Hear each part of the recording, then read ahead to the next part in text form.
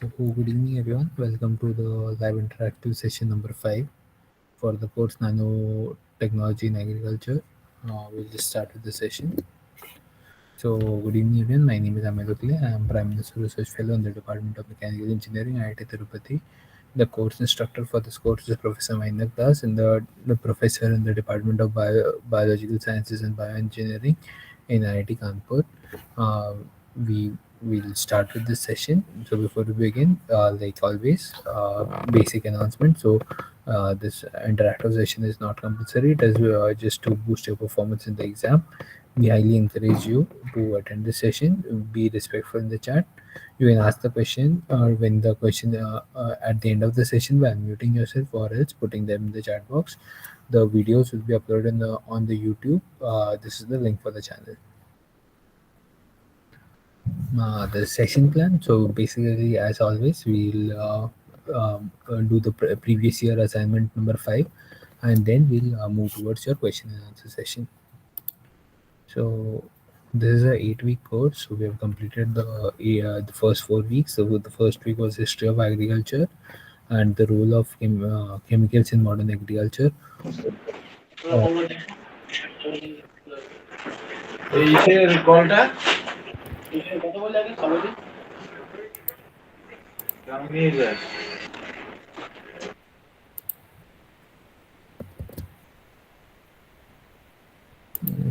Sorry for the disturbance. Yeah. So the next week was second week was overview of nanotechnology. The third week was application of nanotechnology in modern day agriculture practices. The first part, the fourth week was application of nanotechnology in modern day agriculture practices. The second part, and this week today it is application of nanotechnology in animal production. So we'll start with the first question. The application of multi-wall. So MWCNT is a multi-wall carbon nanotube affects the growth of some important crops such as barley, soybeans, and corn. MWCNTs aggregate inside the endosperm of the exposed seed, which was confirmed by Raman spectroscopy and TEM imaging, XPS, XRD, FTIR. So basically, the statement says that application of multiple carbon nanotubes affects the growth of some plants by aggregating inside the endosperm of the exposed seed. So, how can you confirm whether the multiple carbon nanotubes are present or not? So, will you use Raman spectroscopy and TEM imaging? Will you use XPS? XPS is that is X-ray photoelectron spectroscopy, the XRD, that is X-ray diffraction, and FTIR, that is Fourier transform into infrared spectroscopy.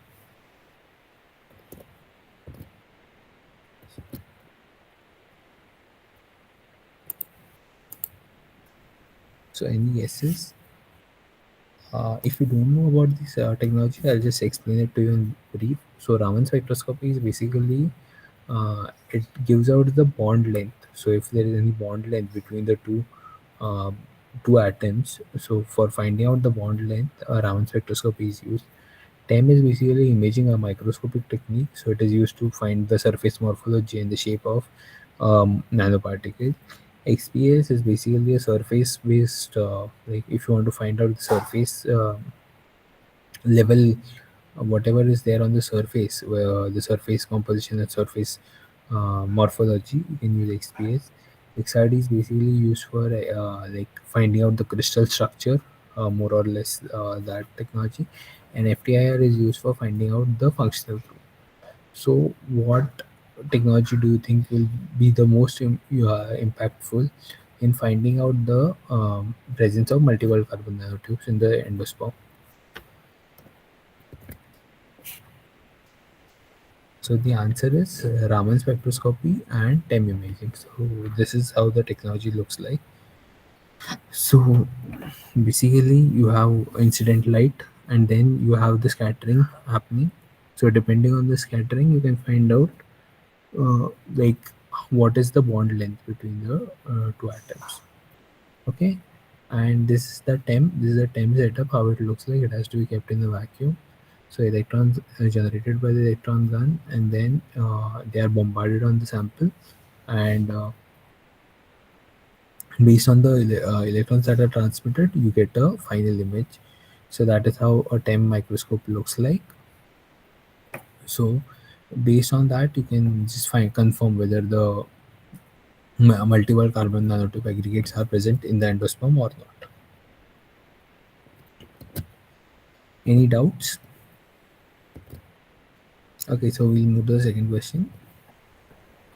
This is a very easy question. So read the following statement carefully. Nanoparticles were transported to different plant parts and interacted with the cellular machinery, thus promoting plant growth. Nanoparticles made of mesoporous silica MSN can improve photosynthesis by interacting with the chloroplast, resulting in enhanced seed germination, increased total protein and chlorophyll content. The third statement is basically the highest concentration, that is 2000 milligram per liter of mesoporous silica, did not induce stress condition in any of the plants, which is indicative of the safer application as intelligent delivery system.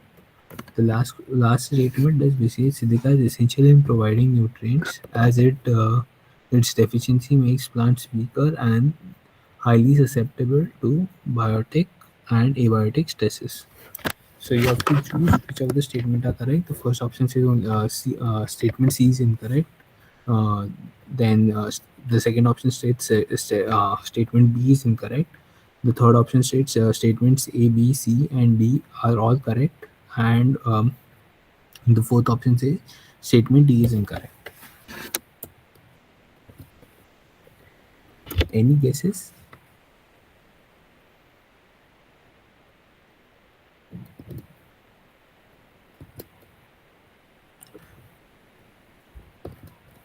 So if you have attended the class, you will be able to answer these questions. This was given in the class also. So the answer is option C. The statements A, B, C, and D are all correct.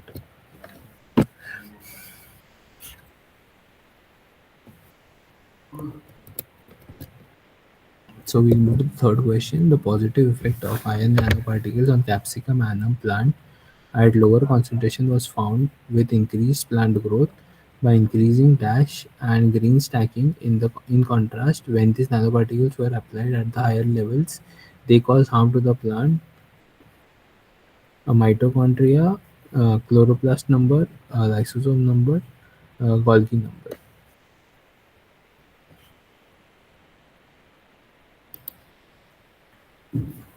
So they are saying that the positive effect of iron nanoparticles on Capsicum annum plant at a lower concentration was found with increased growth by increasing dash and grana stacking. In contrast, when these nanoparticles were applied at the higher levels, they caused harm to the plant. Mitochondria number, chloroplast number, lysosome number, Golgi number.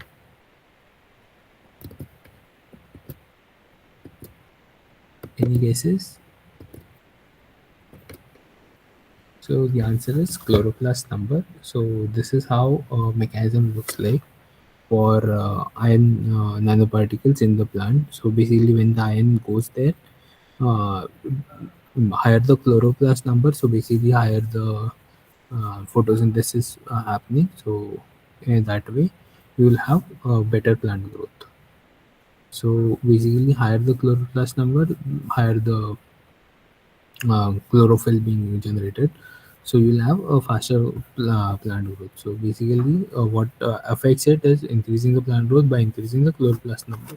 So basically iron nanoparticles would by having a like increasing the chloroplast number will have better uh, uh, uh, plant growth basically.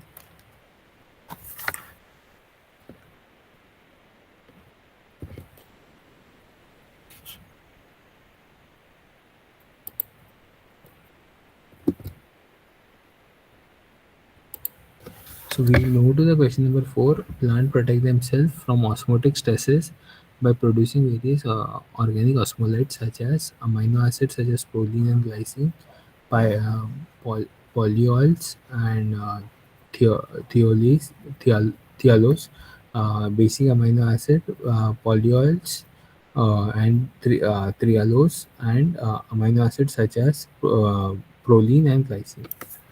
So basically, what this question aims to ask is uh, how the plants protect themselves from osmotic stresses.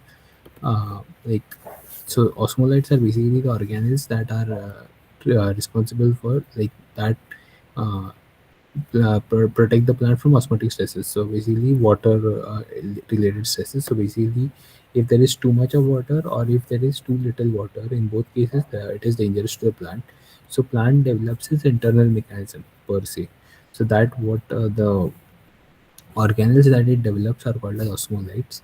So, what are the osmolytes? The question aims to ask: is it the amino acids such as proline and glycine?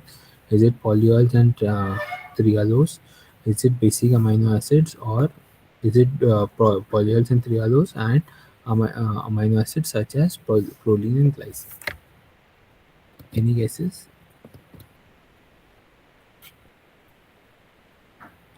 The answer is option D, polyols and trialos, and amino acids such as proline and glycine. So basically, this has been given in the class also.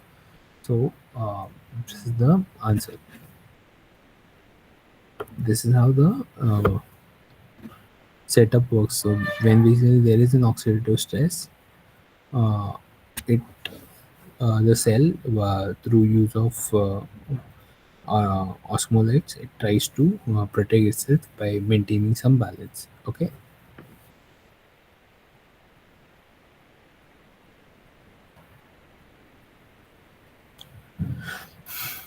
So, moving to the fifth question, nanoparticles protect them from abiotic stresses.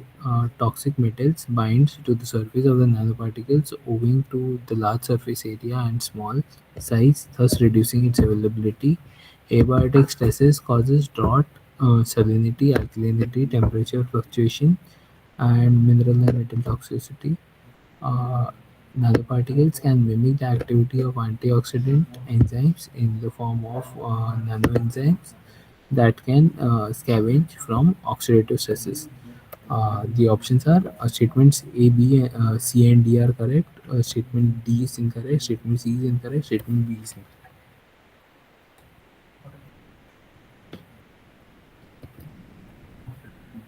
The answer is statement A, B, C, and D are all correct. Do you have any questions uh, with these assignment questions? If you have any more questions, please ask. If you have any doubts, else we'll move to the next question.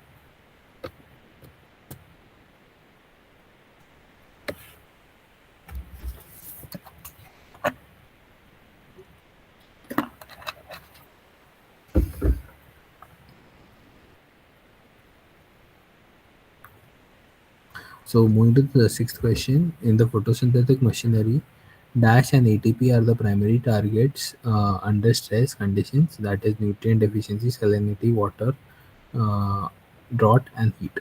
So photosystem one Rubisco, photosystem one Rubisco, or just Rubisco. So any guesses?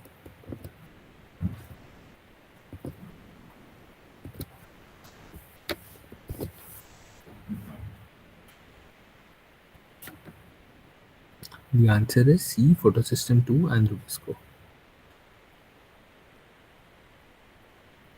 So moving to the question number seven, the following statement: cerium oxide nanoparticles with high cerium 3 plus to cerium 4 plus ratio mimics the superoxide dismutase and produces hydrogen peroxide. It also mimics catalyst activity at low cerium 3 plus by cerium 4 plus ratios and shows scavenging effect. Choose the correct options. A and B are true.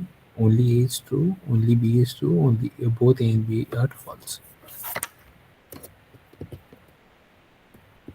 Any guesses?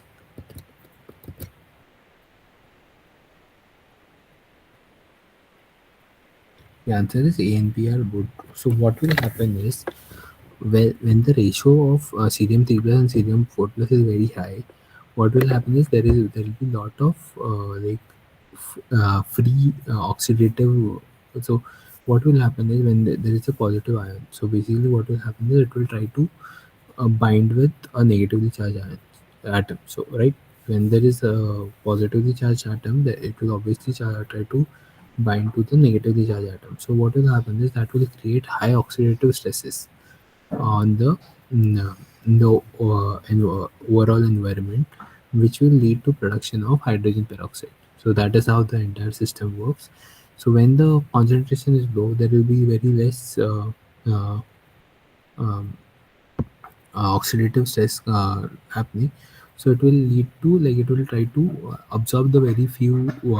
So what will happen is it will try to absorb the whatever is there nearby. So that will like be like scavenging. So basically it will try to scavenge all whatever is there nearby. So that is why it will have at low C3 plus to C4 plus ratio, there will be like a scavenging kind of effect. So these statements both A and B are right.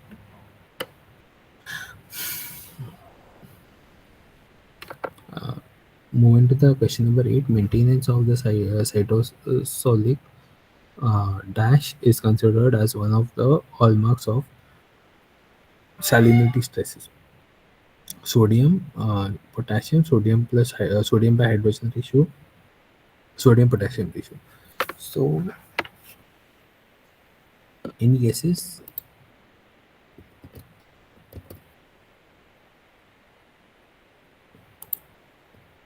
Okay, so the answer is D, sodium potassium ratio. So basically, sodium potassium ratio. So this is one of the very important like a parameter inside the body. So basically, when you see this, the sodium potassium ratio, this is how the cycle looks like. So basically, ATP, sodium is basically we try to it is tried to eliminate from the cell, and they try to get the potassium inside the cell.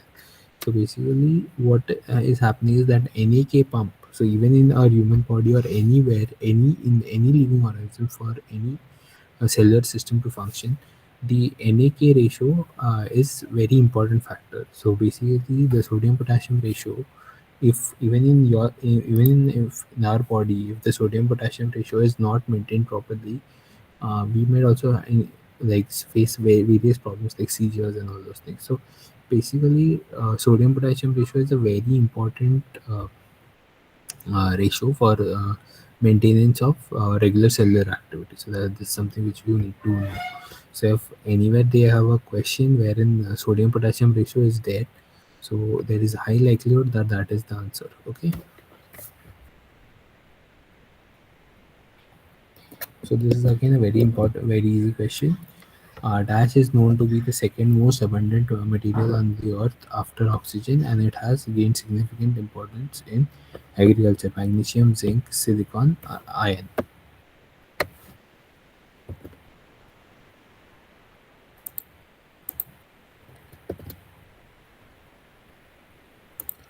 So the answer is silicon. So basically, we all know silicon is very highly abundant. The entire seashore and everywhere it is made up of sand. Sand is what is sand? It is silica. So basically, silica is one of the, like, the most widely available uh, element on the earth after oxygen. So you have to know this. And now basically, with the presence of nanotechnology, so mesoporous silica, so basically mesoporous or nanosilica is gaining a lot of significance in many fields. It's not just agriculture, it is gaining importance in biomedicine, it is gaining importance in medicine and most of many other fields. So it is very important to know. Silicon has basically, it's the most important material on this planet right now, basically. And the best thing is that we have abundance of it on the planet.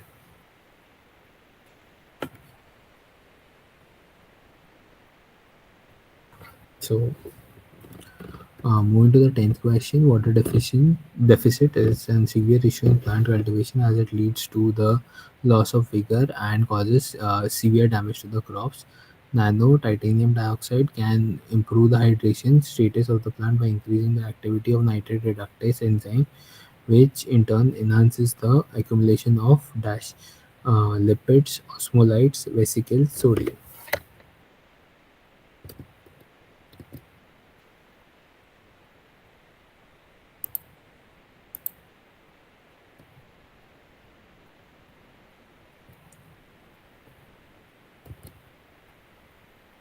So we had this question earlier as well, wherein we were talking about the osmotic stresses. So basically, water deficiency is obviously a osmotic stress. So what do you think will be the organelle that will be generated?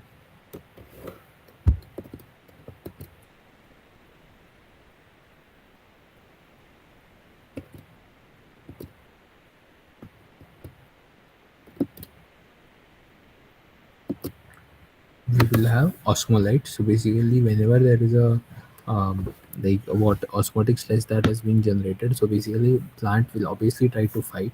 So the organelles that can like help the plant in fighting is basically osmolyte, and NOTiO2 will basically increase can be like can in like it can further enhance the accumulation of osmolyte, and that will lead to like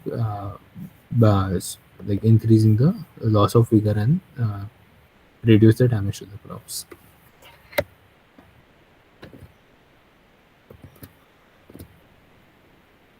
If you have any question, please let me know. Else, if you don't have any question, you are free to leave the session.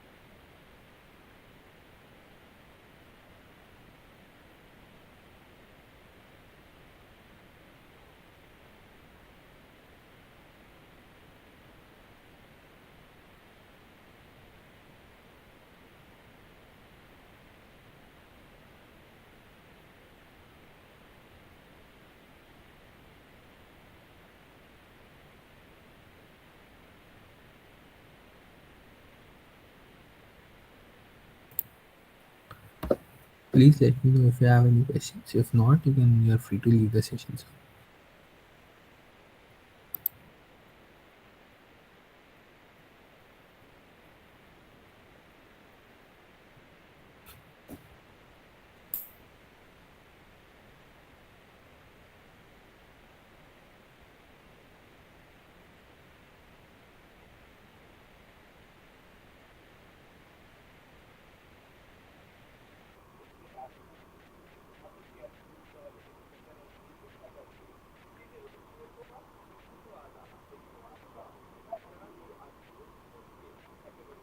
So, sir, yes, sir, Debrata, sir, you have any question?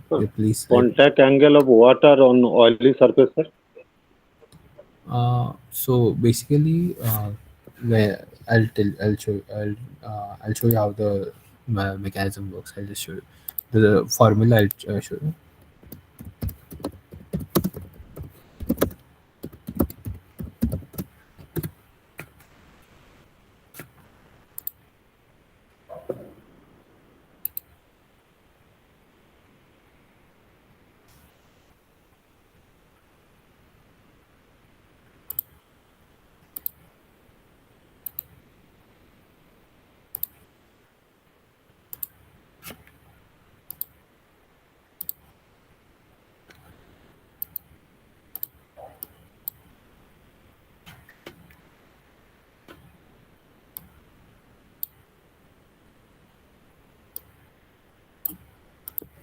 So basically, you can see the you can see the diagram now on my screen, sir.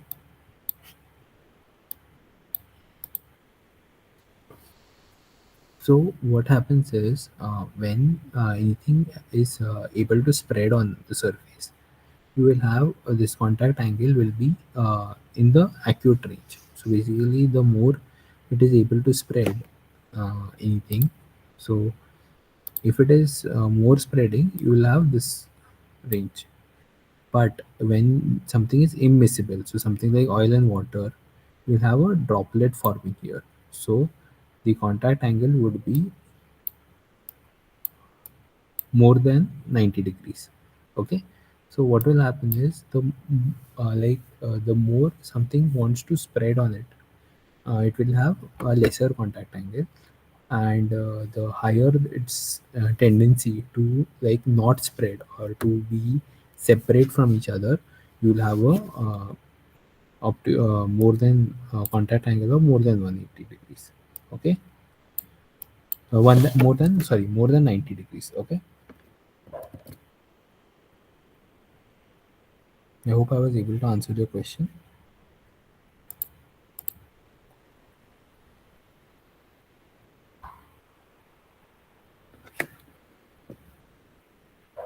Was I able to answer your question? You need something in more detail with number. You'll have to Google it, but I'm just explaining you the concept, sir.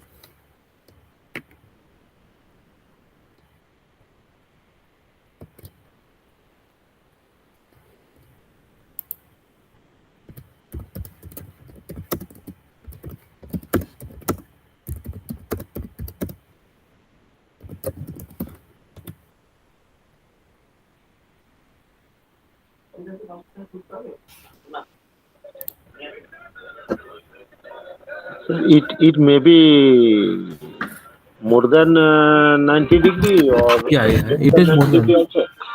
No, it will always be more than 90 degree because oil does not spread on water. So whatever anything that spreads on the surface, the angle will be less than 90.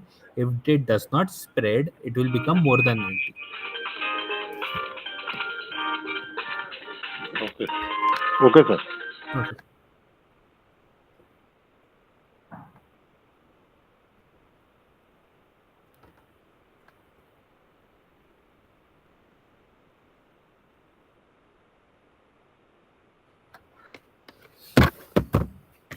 Anyone has any other questions? If not, you are free to leave. Sir.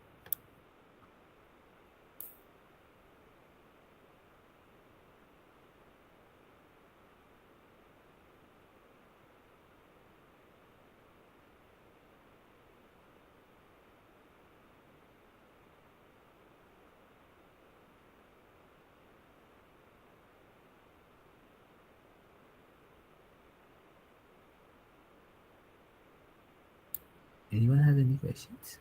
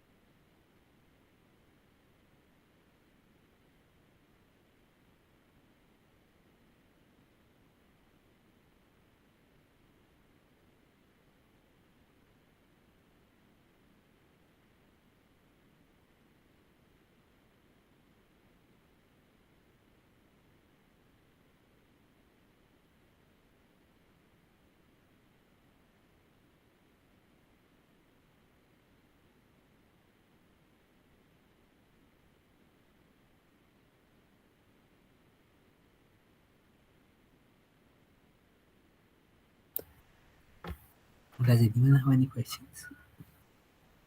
Does anyone have any questions?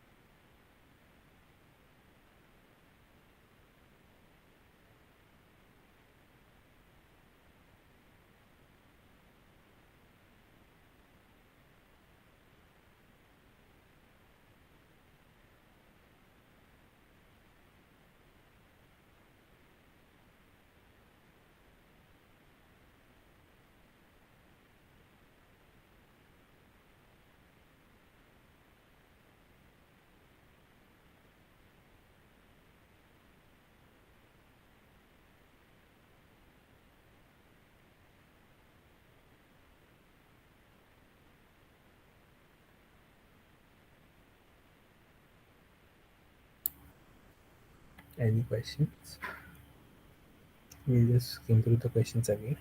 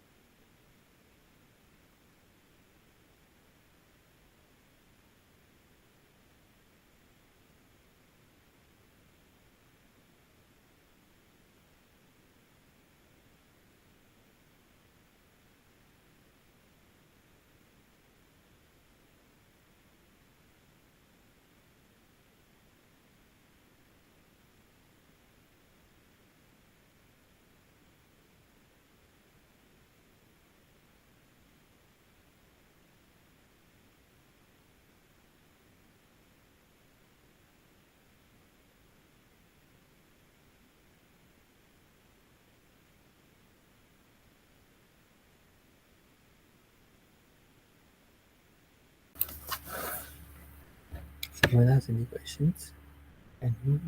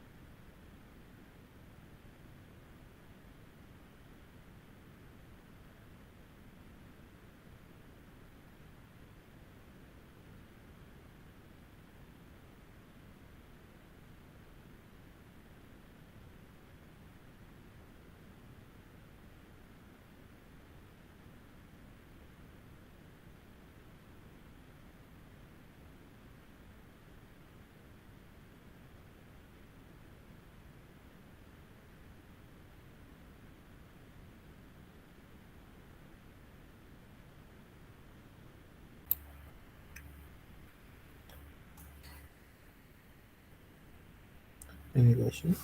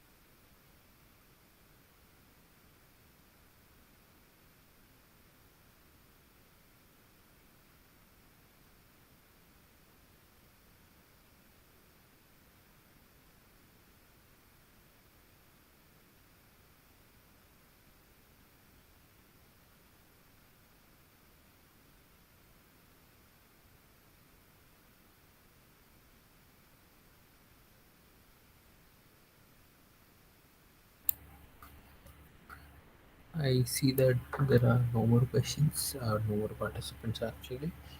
So I would like to thank you all for your cooperation and your interest, and I thank you for your time. We'll see you next week. Thank you.